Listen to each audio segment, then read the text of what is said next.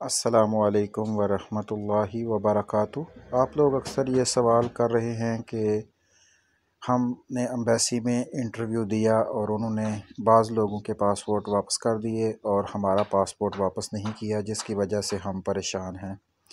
ये अभी एम्बेसी का कुछ नया सिस्टम शुरू हुआ है जिसमें बहुत से लोग परेशान हो रहे हैं कि एम्बेसी उनको पासपोर्ट वापस नहीं कर रही और उनको बताया जा रहा है कि हम आपको कॉल करेंगे और जब आपको कॉल करेंगे फिर आपने आना है। इसमें कुछ लोग जो हैं वो दोबारा गए भी हैं, लेकिन फिर भी उन्होंने यही कहा है। तो इसमें परेशान होने वाली बात नहीं है। सबसे पहली बात तो आपने ये करनी है कि जिस मालिक ने आपको वीज़ा भेजा हुआ है उसे आपने आगाह कर देना है, क्योंकि ये भी चांसेस होते हैं कि एम्बेसी जो है वो आपका वीज़ा आपको देना चाह रही हो और आपके इंटरव्यू से भी मुतमिन हो, लेकिन इन्वेस्टिगेशन कर रही हो कि वाकई आपके मालिक ने वीज़ा भेजा है नहीं भेजा। इसके लिए वो आपके मालिक को मेल भी कर सकती है और आपके मालिक को कॉल भी कर सकती है। तो इसका बेहतरीन तरीका ये होता है कि जब भी आप इंटरव्यू के लिए जाएं तो आप अपने मालिक को आगाह कर दें जिसने आपका वीज़ा भेजा हुआ है कि मैं एम्बेसी में इंटरव्यू के लिए जा रहा हूं। एम्बेसी वाले आपसे रब्ता कर सकते हैं, आपसे मेरे मुतल्लिक़ पूछ खींच सकते हैं, क्योंकि होता यह है कि मालिक ने वीज़ा भेज दिया, अब उसको ये नाम भी याद नहीं रहता कि मैंने किस बंदे का वीज़ा भेजा हुआ है।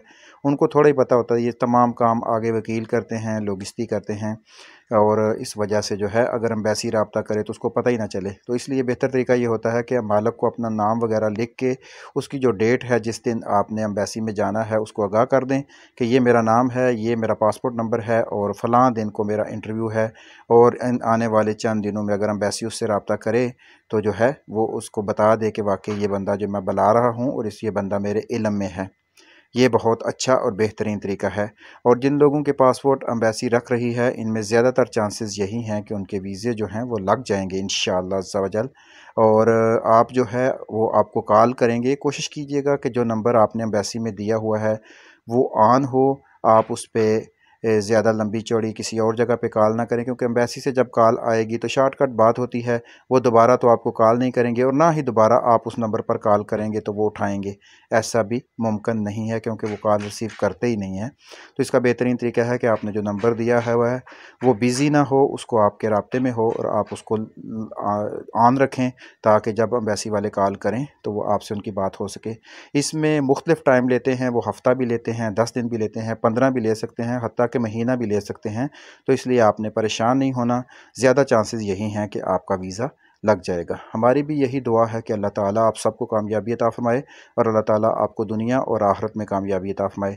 कोशिश किया करें, जो भी काम करें उसको मेहनत और लगन के साथ करें और अपने रब से अपने राब्ते को मज़बूत रखें। दुआ किया करें, दुआ भी बहुत फ़ायदेमंद होती है और दूसरों की दुआ भी लिया करें, इंशाअल्लाह कामयाबी आपके कदम चूमेगी। हमारी ये दुआ है कि अल्लाह ताला आप सबको कामयाबी अता फ़रमाए और जहाँ जहाँ जिस मंज़िल की तरफ आप जाना चाहते हैं अल्लाह ताला आपको वहाँ पहुँचा दे। जज़ाकल्लाहु खैर। अस्सलामु अलैकुम वरहमतुल्लाहि वबरकातुहू।